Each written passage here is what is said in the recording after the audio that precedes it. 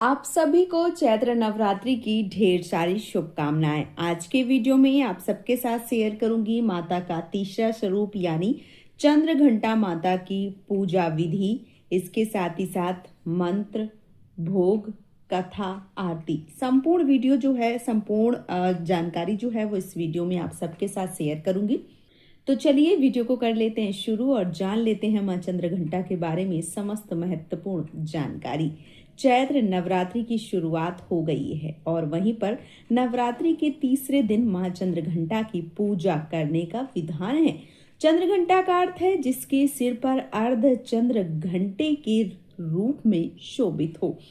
दुर्गा सप्तशती के अनुसार ये चंद्रमा शीतलता और शुभ प्रकाश का प्रतीक माना गया है। मान्यता है कि आज के दिन मां चंद्र घंटा की पूजा करने से शत्रुओं पर विजय प्राप्त होती है और जीवन में सुख समृद्धि बनी रहती है। माता के स्वरूप के 10 हाथ माने गए हैं और ये खड्ग आदि विभिन्न अस्त्र और शस्त्र से सुसज्जित हैं। आइए जानते हैं कि मां चंद्र घंटा की आरती, पूजा विधि और मंत्र क्या होने वाले हैं। इसके साथ ही साथ भोग की बात करें तो शास्त्रों के अनुसार मां दुर्गा के तीसरे स्वरूप मां चंद्र घंटा को केसर दूध से बनी मिठाइयाँ, शहद या खीर का भोग लगाना चाहिए। इससे वह अति प्रसन्न होती हैं और आशीर्वाद प्रदान करती हैं। साथ ही माता को लाल रंग बहुत प्रिय है, इसलिए पूजा के समय लाल रंग के वस्त्र जरूर धारण करें। जो माता हैं उनका ध्यान मंत्र किस प्रकार से है तो आइए सुन लेते हैं। या देवी सर्वभूतेषु मां चंद्र घंटा रूपेण संस्थिता नमस्तस्यै नमस्तस्यै नमस्तस्यै नमो नमः। इस मंत्र का जाप जो है वो आप कर सकते हैं। इसके साथ ही साथ आप और भी मंत्रों का जाप जो है वो कर सकते हैं और माता की जो पूजा है वो किस प्रकार से करनी है आइए उस पे भी नजर डाल लेते हैं। इस दिन आपको सूर्योदय से पहले उठकर सभी कार्यों से निवृत्त होकर स्नान करना चाहिए। इसके बाद पूजा की चौकी पर लाल रंग का वस्त्र बिछाना चाहिए क्योंकि चंद्र घंटा माता को लाल रंग अति प्रिय है। इसके बाद चंद्र घंटा माता की तस्वीर या प्रतिमा को स्थापित करें। अगर चंद्र घंटा माता की तस्वीर नहीं है तो दुर्गा माँ की तस्वीर रख सकते हैं। इसके बाद माँ चंद्र घंटा को सिंदूर, अक्षत, गंध, धूप, पुष्प समर्पित करें। अब देवी माँ को चमेली का पुष्प अथवा लाल गुड़हल का फूल भी अर्पित किया जा सकता है। साथ ही अंत में दुर्गा सप्तशती का पाठ करें, आरती गाएं। वहीं ज्योतिष में इसका संबंध मंगल ग्रह से माना जाता है। मतलब जिन लोगों की जन्म कुंडली में मंगल ग्रह नकारात्मक स्थिति में विराजमान है वो लोग विशेषकर मां चंद्र घंटा की पूजा कर सकते हैं।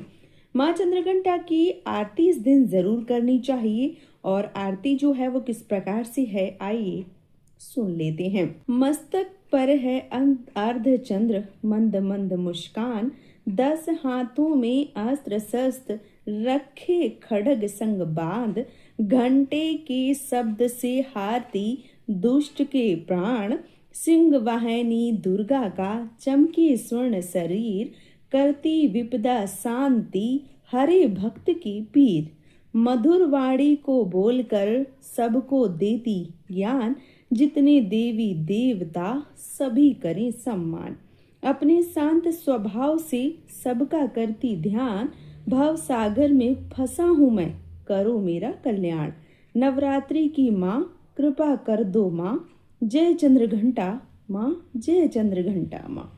इस प्रकार से माता की आरती जो है वो कर सकते हैं। इसके साथ ही साथ कुछ विशेष उपाय मैं आज आप सबको इस वीडियो में शेयर कर देती हूँ। यदि आप धन लाभ करना चाहते हैं तो इस दिन माता को 5 कौड़ी अर्पित करें। ऐसा करने से धन समृद्धि की प्राप्ति होती है। यदि आपकी कुंडली में मंगल दोष है, मंगल दोष से जो पीड़ित लोग हैं आज के दिन माता को लाल पुष्प और गाय के दूध से बने जो भोग हैं वो समर्पित कर सकते हैं। इससे माता अति प्रसन्न होती हैं।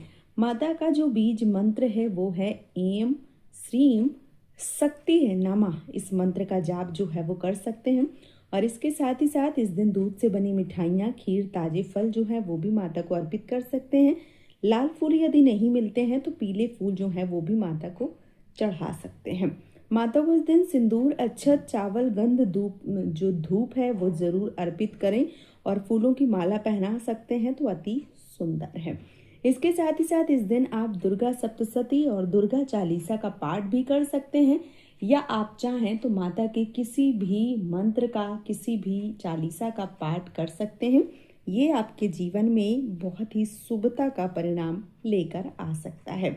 अब अगर मैं कथा की बात करूं तो चलिए सुन लेते हैं मां चंद्रघंटा की कथा। पौराणिक कथाओं के अनुसार अपनी घोर तपस्या से भगवान शिव को वापस जीतने के बाद देवी पार्वती राजा हिमवान के महल में लौट आईं।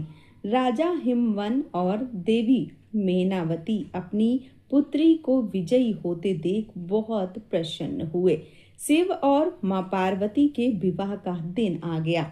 अपने भगवान का विवाह होते देख भगवान शिव के सभी गण अत्यंत प्रसन्न हुए और उनके साथ उनकी बारात में राजा हिमवान के महल चल पड़े। शिव भोलेनाथ हैं, उनका नाम स्वयं शिव है। वह जो शुभता को धारण करते हैं, उन्हें बाहरी दिखावे और औपचारिकताओं का पालन करने की परवाह नहीं थी। वे जैसे थे वैसे ही शादी के लिए आगे बढ़े। उनके बाल उलझे हुए थे, उनका पूरा शरीर शमशान की भस्म से ढका हुआ था। वे अपने बैल पर आए थे। मीना देवी, पार्वती की माँ, जो अपने दामाद, जिनके लिए उनकी बेटी ने इतनी कठोर तपस्या की थी, भगवान शिव को देखकर चौंक गईं और निराश हो गईं। न केवल उनका रूप अरुचिकर था, बल्कि वे सबसे अनियंत्रण और विचित्र रूपों से घिरे हुए थे। भूत, पिशाच, बम बम भोले के नारों से हवा को दौड़ा रहे थे। बारात में भूत, प्रेत, साधु और अघोरी शामिल थे। गण इतने उत्साहित थे कि सजावट के लिए कोई जगह नहीं थी। उनका आनंद स्पष्ट था, लेकिन यह किसी भी तरह से एक सुंदर और सुखद दृश्य नहीं था।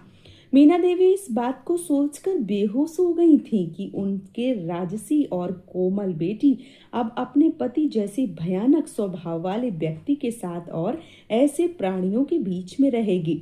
देवी पार्वती ने शिव तत्व को गहराई से अवशोषित कर लिया था और जैसे कि हमने उनके ब्रह्मचारिणी स्वरूप में देखा कि वह सप्त ऋषियों के लिए शैव सिद्धांत की गुरु भी थी, फिर भी अपनी पूरी करुणा में वे एक माँ के रूप में मीना देवी की दुर्दशा को समझ पाईं।